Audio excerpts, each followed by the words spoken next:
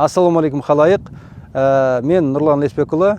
Соңғы кезде әлеуметтік желіде осы үй бас имамның үйі деп көрсетілген екен. Ол жалған ақпарат. Бұл үй менің үйім. Мен Нұрлан Леспекұлы. Осы үйде 15 жылдан бері тұрып жатырмын, өзім соғып, өзім кіргем.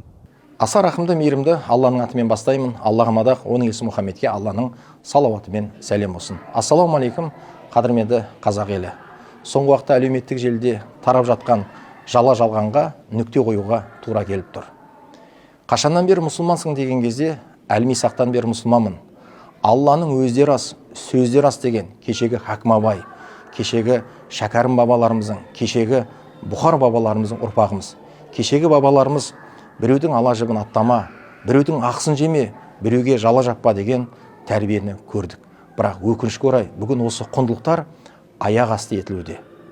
Соңғы уақыттарда әлеуметтік желіде ұстаздарымызға, имамдарымызға, руханият саласындағы майталмандарымызға әртүрлі жалалар мен жалғандар кең етек алуда. Құранның тілімен айтсақ, біреудің ақсын жеу, біреуге зұлымдық жасау, біреуге әділетсіздік таныту дүниелік һәм ақыреттік үлкен азапқа себеп болатын күнә болмақ.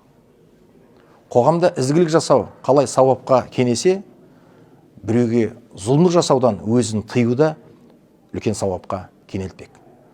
Біріңді қазақ, бірің дос, көрмесең істің бәрі бос демекшіміз. Алла баршамызға жар болсын.